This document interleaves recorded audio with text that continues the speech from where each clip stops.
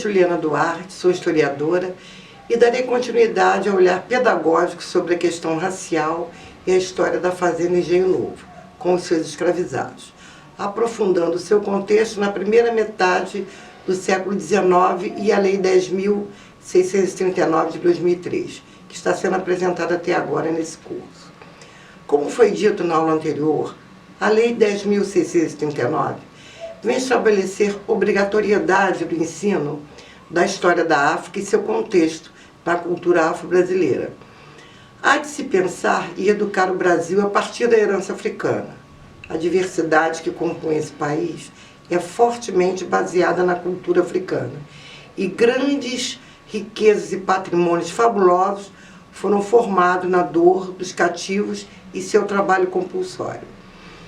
Viram também a questão da Fazenda Engenho Novo ser um patrimônio cultural material e imaterial e que, antes de ser conhecida como Fazenda Engenho Novo do Retiro ou do Bom Retiro, essas terras já eram ocupadas pela família Carribeiro, que explorava os africanos escravizados que chegavam a São Gonçalo.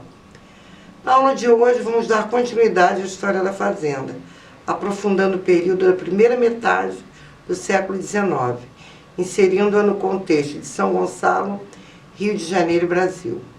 Falarei sobre o período inicial da Fazenda Engenho Novo, no século XIX, sob a propriedade de Belarmino Ricardo de Siqueira.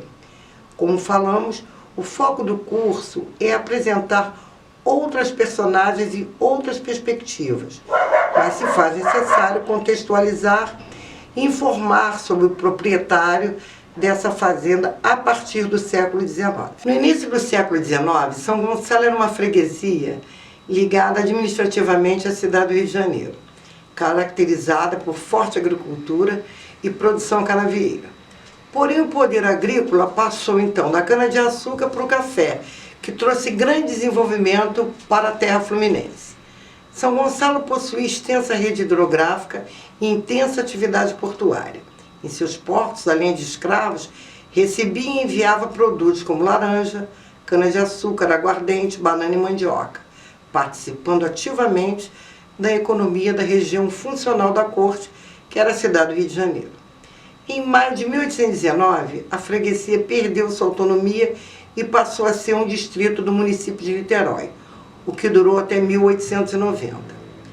No início do 19, as terras da Fazenda Engenho Novo já pertenciam à família Belarmino Ricardo de Siqueira. Em maio de 1819, a freguesia perdeu sua autonomia e passou a ser um distrito do município de Niterói, o que durou até 1890. No início de 1819, as terras da Fazenda Engenho Novo já pertenciam à família de Belarmino Ricardo de Siqueira, futuro barão de São Gonçalo. Filho de Carlos José Siqueira Quintanilha e Maria Antônia do Amaral, Belarmino nasceu em 8 de fevereiro de 1792, na localidade de Madre Silva, em Saquarema. Teve como irmãos Ana Isabel Sodré e Souza, Maria Feliciana Tibre, Mariana Teodora de Abreu e Souza, Carlos José Siqueira Quintanilha, Carlota Joaquina de Sá Carvalho e Balbina Benedita Quintanilha. De acordo com o inventário do Barão, de 1872, o pai de Belarmino, Carlos José de Siqueira Quintanilha, comprou as terras da fazenda de Luiz Carribeiro e José Luiz Pereira Brito, no ano de 1818. Ao longo do século XIX, Belarmino conseguiu construir fortuna ao investir em negócios na freguesia de São Gonçalo, tornando-se um reconhecido proprietário de terras e escravos, além de ser militar e banqueiro. Nesse cenário, a Fazenda Engenho Novo se apresentava como um dos patrimônios mais expressivos que foram formados diretamente pela contribuição dos escravizados. Homem rico e poderoso, proprietário de muitos imóveis, Belarmino, após adquirir a fazenda, expandiu as atividades e, tendo grande número de cativos, praticava o comércio misto, tendo lavoura variada e também o fabrico de açúcar e aguardente. Também é importante falar sobre as leis relacionadas à questão da escravidão nesse período. Leis que eram sancionadas sempre em desfavorecimento aos negros cativos ou não. A Constituição de 1824, por exemplo, dava direito à escola a todos os cidadãos, mas o escravo não era considerado como cidadão. E a lei de 1834, que proibia a admissão de pessoas escravizadas nas escolas públicas. Todas as leis e movimentos que pudessem ser favoráveis aos escravos eram anulados ou fraudados pelos escravistas. Não podiam perder a mão de obra gratuita e sem direitos que davam total contribuição na formação dos latifúndios. No entanto, também podemos ver essas leis de uma outra forma. Essas leis e movimentos não expressavam suas vontades de cima para baixo na sociedade. Eles representavam também uma reação, uma tentativa de controle sobre aqueles que não eram meras mercadorias, coisas, mas também eram sujeitos, ainda que retirados de sua condição humana. Personagens que tinham pensamento e vontade, como, por exemplo, resistir de várias formas à escravidão. Em 1831, por exemplo, foi criada a primeira lei para proibir a importação de escravos no Brasil, declarando livre todos os escravos trazidos para a terra brasileira, com algumas exceções. A Lei Feijó, que ficaria conhecida posteriormente como Lei para Inglês Ver, já que não surtiu o efeito esperado, foi promulgada em 7 de novembro de 1831. Meses antes dessa data, aconteceu na Fazenda Engenho Novo mais um dos inúmeros casos de resistência escrava no Brasil. Na edição de 6 de abril de 1831, do periódico Correio Mercantil do Rio de Janeiro, encontramos uma notícia de fuga de escravos da Fazenda Engenho Novo. Mais especificamente de um anúncio de promessa de recompensa para quem achasse os escravos fugidos, o que era comum de ser realizado nos jornais da época. Essa notícia relata a fuga de 2 homens escravizados por Belarmino Siqueira, um de nome Antônio, com ofício de carpinteiro e descrito com as seguintes características: baixo, nariz chato, alguma coisa bexigoso, ou seja, com alguma doença, vestido com camisa e calças de algodão de Minas. O outro fugitivo tinha o nome de Januário, com ofício de pedreiro, alto, bem parecido, e fula, vestido com camisa e calças de algodão. Ambos eram descritos como de nação Congo, e quem os agarrasse, os levasse à rua, detrás do hospício número 102, no Sobrado, ganharia alvíceras, ou seja, uma recompensa. Outra forma de resistência é a cultural. Os escravizados que tanto contribuíram na dinâmica econômica, política, cultural, social e também na medicina e culinária, sempre resistiram e criaram estratégias de fuga. O silenciamento e os castigos impostos por uma sociedade cruel e racista não impediam de tentarem sempre perpetuar sua cultura, formar rebeliões e grupos de resistência. A propagação da fé católica era importante desde o início da colonização, e nas capelas reuniam-se para o cerimonial religioso, onde eram registrados batizados, casamentos e funerais. Muitos escravizados eram batizados pela igreja. A aceitação de muitos pelo batismo católico era uma forma de preservação da família, evitar castigos e até manter em segredo sua verdadeira fé. Há registros de batizados e casamentos de escravizados oficiados na análise do testamento e inventário do então Barão de São Gonçalo. Muitos dos senhores de engenhos ou de fazendas não aceitavam a participação de escravos em cerimônias católicas, e estes continuavam ligados às tradições africanas, mesmo sob ameaça e retaliações. Mas também se converteram a uma forma de resistir, amenizar e uma estratégia de sobrevivência. Como foi dito na primeira aula, há registro da existência de um oratório na fazenda desde o final do século XVIII, e podemos confirmar a existência de uma capela no século XIX, da qual ainda existem as ruínas até hoje. A Capela de Nossa Senhora da Conceição foi fundamental para a criação da freguesia de Cordeiros.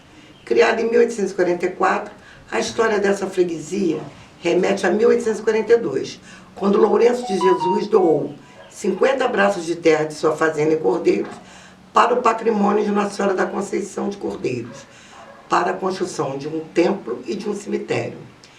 Dentre os signatários estava Belarmino Ricardo de Siqueira.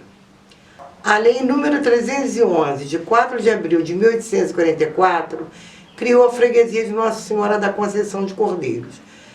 Fator decisivo para o êxito dessa criação, dessa nova freguesia, foi a oferta do Barão de São Gonçalo para que as solenidades religiosas fossem realizadas no oratório da Fazenda do Engenho Novo. A sede da freguesia foi instalada inicialmente na Fazenda do Engenho Novo do Bom Retiro, do Barão de São Gonçalo, e mais tarde em Cordeiros. A nova matriz depois foi instalada no povoado de Pacheco. Em 1844, iniciou-se a construção da igreja de Nossa Senhora da Conceição de Pachecos e em 1859 passou a servir de matriz da freguesia. Logo, a fazenda também passou a fazer parte da freguesia de Cordeiros e não mais da freguesia de São Gonçalo. Registros de batismos na capela da Fazenda Engenho Novo até o final da década de 1850, os quais a professora Naila falará um pouco mais sobre isso ao abordar a fazenda na segunda metade do século XIX.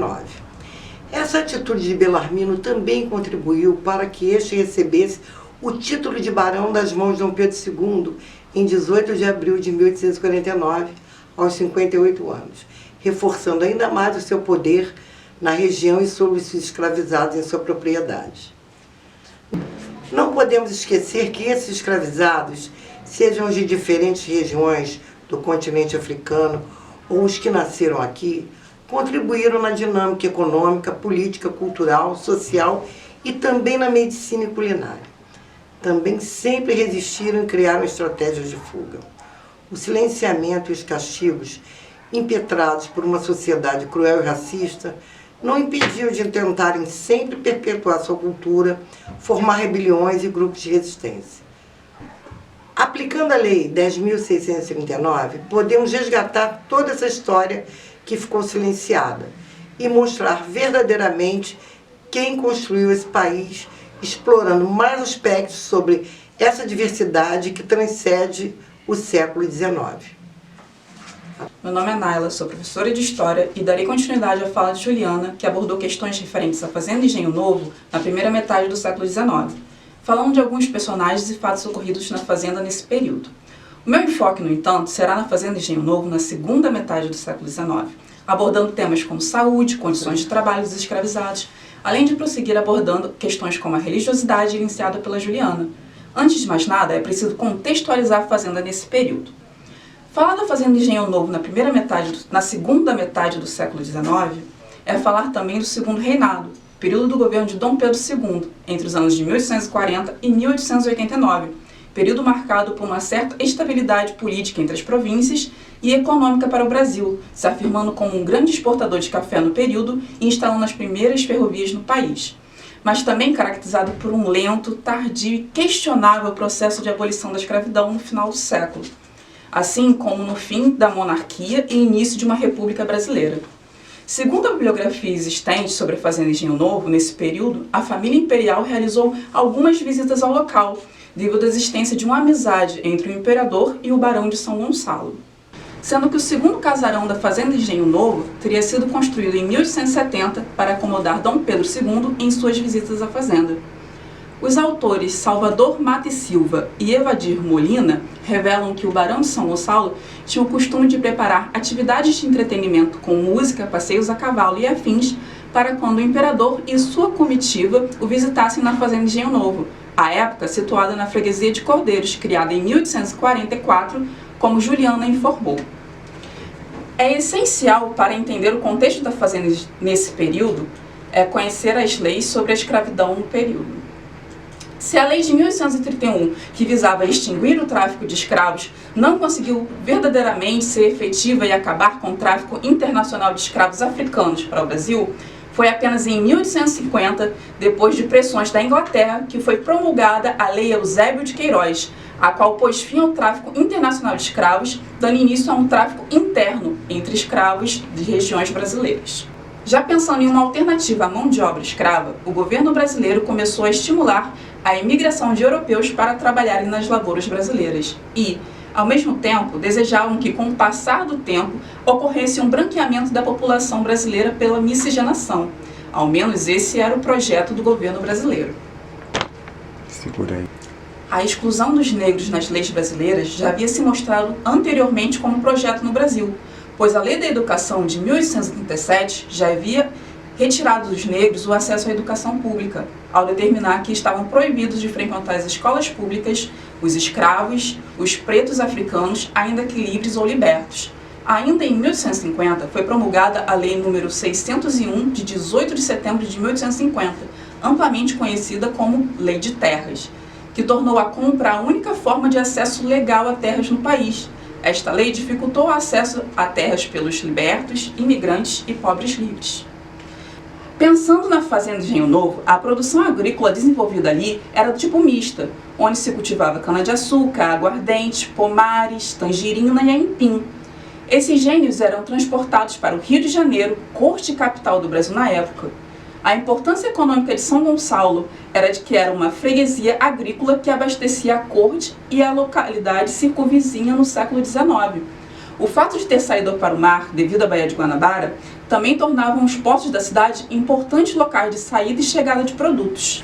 Na Fazenda Engenho Novo, os responsáveis por essa produção eram os escravizados pelo barão, que, segundo seu inventário aberto em 1873, possuía 216 escravos entre as fazendas Engenho Novo, em São Gonçalo, e Morro Grande, em Araruama. Destes, 112 estavam na Fazenda Engenho Novo. A maioria dos escravos da Fazenda Engenho Novo eram crioulos, ou seja, escravos nascidos no Brasil. Os escravos mais velhos estavam na Fazenda Morro Grande. No ano de 1872, o barão possuía mais escravos homens, que representavam 61% do montante, do que escravas mulheres, que representavam 39%. Desse total de escravos do barão, 18% deles possuíam algum tipo de doença, isso muito em função das péssimas condições de vida dos escravizados, os maus tratos, o esforço excessivo e afins. Mas todo esse cenário desfavorável não impedia a existência de famílias escravas nas fazendas. Nas relações entre senhores e escravos existia um clima de negociação. Nesse sentido, a família escrava trazia uma certa pacificação do cativeiro. Ao falar de famílias escravas nas terras do barão, a autora Rayane Oliveira relata que ele possuía 216 escravos, e entre eles existiam 31 famílias. Desses 216, 91 eram aparentados. Assim, 43% dos escravos do barão possuíam um vínculo familiar. A maioria dessas famílias era matrilinear, ou seja, compostas de mãe e seus filhos. Das 31 famílias existentes no plantel de Belarmino, existiam 4 casais com seus filhos e 27 mães solteiras. Um exemplo de família matrifocal no plantel do barão São Gonçalo foi a de Emiliana, africana, registrada sob o número de matrícula 1813, que em 1872 tinha 52 anos de idade, escrava, mãe de 6 filhos, que alcançou a alforria por sua quantidade de filhos, segundo a vontade estipulada no testamento do barão de São Gonçalo, após sua morte. Outro ponto a ser ressaltado nas condições de vida dos escravizados é a questão da saúde, pois eles conviviam com rotinas de trabalho exaustivo, poucas horas de sono e descanso e má alimentação, além da violência cotidiana dos castigos físicos, os quais comprometiam a saúde dos escravizados, deixando eles mais suscetíveis a doenças. Em nossas pesquisas, encontramos informações de que a epidemia de cólera que ocorreu no Rio de Janeiro em 1855 e 1856 chegou à Fazenda Engenho Novo. A edição de 10 de abril do jornal 13 de Maio relata que tal epidemia, até aquele momento, teria levado 10 escravos a óbito na Fazenda Engenho Novo, e haviam muitos doentes na enfermaria da fazenda. A edição de 13 de abril de 1856 do jornal O Estandarte, ao falar da pandemia, relatou que o flagelo lavrava com furor a Fazenda Engenho Novo do Retiro, propriedade do barão de São Gonçalo. Esta edição ainda dava uma dimensão da pandemia, ao relatar que, por exemplo, na cidade de Campos, que possui uma população de 10 mil pessoas, 3.254 foram contaminadas com a cólera, e dessas, 975 faleceram, sendo 444 livres e 535 escravizados. Essa epidemia atingiu várias regiões da província do Rio de Janeiro, como, por exemplo, a freguesia de Itaboraí. A autora Miriam Cristina Siqueira Cristo, ao falar do distrito de Itaboraí em relação à epidemia de cólera, ela relata que esse surto em Itaboraí atingiu principalmente os escravos e as pessoas mais pobres, por conta das péssimas condições de higiene dessa população, o que facilitava o contágio e a disseminação de doenças. Ainda refletindo sobre saúde e insalubridade, em nossas pesquisas encontramos também relatos sobre um acidente com alguns escravos devido à explosão de uma caldeira. Segundo a edição de 6 de junho de 1881 do jornal Monitor Campista, depois de mais de 12 horas de funcionamento, a caldeira da máquina a vapor da fazenda Engenho Novo teria explodido, matando instantaneamente um escravo e deixando 2 escravos feridos. Ao analisar essas situações, temos que a condição do local de trabalho e a debilitação física que a condição de escravizado trazia para os cativos eram fatores determinantes de vida ou morte em casos como esses, de doença ou acidente.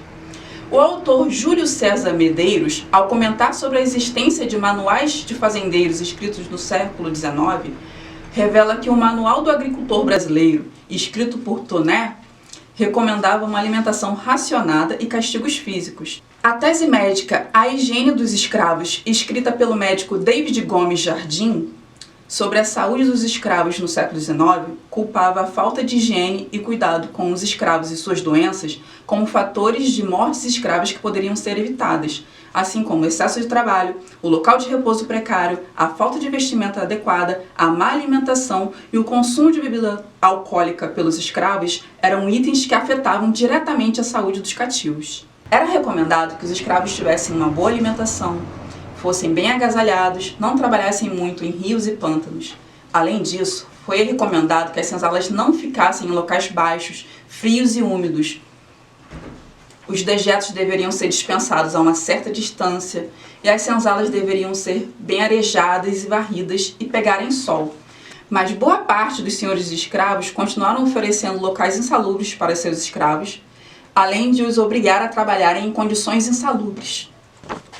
Hoje, olhando as ruínas da fazenda Engenho Novo, é possível ver que a senzala ficava em uma espécie de porão, abaixo da casa grande, com janelas pequenas, o que pode levar a um questionamento e sugerir maiores informações quanto à salubridade do local. A violência também era usada pelos senhores como uma forma de controle pela manutenção do medo entre os escravizados. Desse modo, o castigo físico era uma tática de dominação pedagógica. Mas mesmo com todas essas adversidades vividas, os escravos não deixaram de resistir ao sistema de dominação. Uma dessas formas de resistência era através da negociação, inclusive através da religião. Foi na década de 1850, mais especificamente no ano de 1856, que em algumas edições do jornal Correio Mercantil saíram notícias sobre o fato do Barão de São Gonçalo ter oferecido a capela de Nossa Senhora da Conceição de Cordeiros, que ficava na fazenda Engenho Novo, para que ali fossem exercidas as funções paroquiais da freguesia de Cordeiros, enquanto não construíssem um templo próprio para a freguesia, que foi criada pela Lei nº 311, de abril de 1844. Tal fato encontra-se registrado na edição de 31 de agosto de 1856 do jornal Correio Mercantil. O uso da capela para tal finalidade foi autorizado e o registro da autorização consta nas edições de 18 e 27 de outubro do mesmo ano do jornal Correio Mercantil. A Capela Nossa Senhora de Conceição de Cordeiros foi palco de diversos eventos religiosos, como cerimônias de batismo. Por exemplo, no dia 7 de fevereiro de 1857, ocorreram 2 batizados na Capela de Nossa Senhora da Conceição de Cordeiros. O vigário Francisco Moraes de Silva Bueno batizou Florência, filha de Gertrudes de Nação, considerada como crioula. Florência nasceu no ano de 1853 e foi batizada com 4 anos, tendo como madrinha e padrinho os escravos do barão Amália e Ramiro. A outra batizada foi Maria, filha de Grata de Nação, considerada como crioula. Maria nasceu em 4 de fevereiro de 1853 e também foi batizada com 4 anos de idade, tendo como madrinha e padrinho 2 escravos do barão, Florispes e Ramiro, mais uma vez. Falar de batismo de escravizados é mais do que pensar o catolicismo, é refletir sobre a religiosidade dos cativos e a prática ou não das religiões tradicionais africanas por eles. Segundo o autor Luiz Nicolau Pérez, desde o período colonial, as religiosidades de matriz africana ocuparam uma posição de subalternidade diante a hegemonia do catolicismo. Para a Igreja Católica, as religiões afrodescendentes eram vistas como superstição, feitiçaria, idolatria, magia, mas não como religiões, o que fez seus seguidores sofrerem perseguição e discriminação. o que obrigou os africanos a desenvolverem táticas de ocultação, como o sincretismo religioso, ou correspondência entre santos católicos e santos africanos, para ocultar a religiosidade africana, ou ainda o uso da imitação, e se apropriar do universo espiritual do senhor de escravos e assim controlá-lo melhor, sem excluir, é claro, o fato de também terem ocorrido conversões sinceras. Uma outra forma de resistência foram os movimentos que culminaram na abolição. Na década de 1870, se difundiu e ganhou força um movimento abolicionista no Brasil, caracterizado por mítins, propagandas abolicionistas em jornais e revistas, manifestações populares e o surgimento de associações e clubes abolicionistas. Pessoas de diferentes classes sociais aderiram ao movimento. Os escravizados, que sempre lutaram por liberdade e melhores condições de vida, estavam agora apoiados por outros grupos da sociedade, dando maior credibilidade a tal luta. Foi nessa década, em 28 de setembro de 1871, que foi feita a Lei do Ventre Livre, que dava liberdade aos escravos nascidos a partir daquela data. Ela também estabelecia que os filhos dos escravos, agora livres, ficariam aos cuidados dos senhores até 21 anos de idade, ou seriam entregues ao governo. Nessa mesma década, em 1873, Belarmino, o barão de São Gonçalo, faleceu, aos 82 anos, deixando um testamento e um inventário, onde descrevia suas posses e indicava entre quais pessoas seus bens deveriam ser repartidos. Por exemplo, o palacete da fazenda Engenho Novo e mais 10 escravos foram deixados à sua irmã, Ana Isabel Sodré e Souza, e o documento ainda deixava terras e algum dinheiro para os escravos alforriados. Foram alforriados por ele os escravos com mais de 70 anos, escravas com 6 filhos criados ou mais, todos que estavam prestando 40 anos de serviço e todas as crias nascidas desde 28 de fevereiro de 1871 até a data de 28 de setembro daquele mesmo ano. 4 escravos receberiam alforria desde que se comprometessem a prestarem serviços aos herdeiros dele por 4 anos. A concessão de alforrias não era um ato de benevolência do barão de São Gonçalo ou dos senhores de escravos em geral.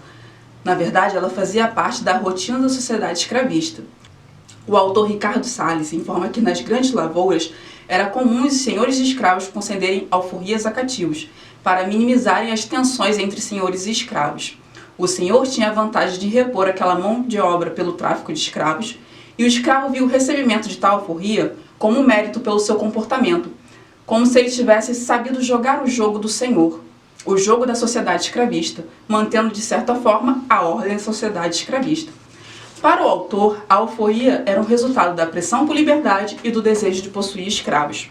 Mas o fim do tráfico de escravos em 1850 teria diminuído a oferta de escravos, o que levou ao aumento do preço do cativo e à diminuição do número de alforrias concedidas, o que desagradou o escravizado, aumentando o número de fugas e rebeldia cativa.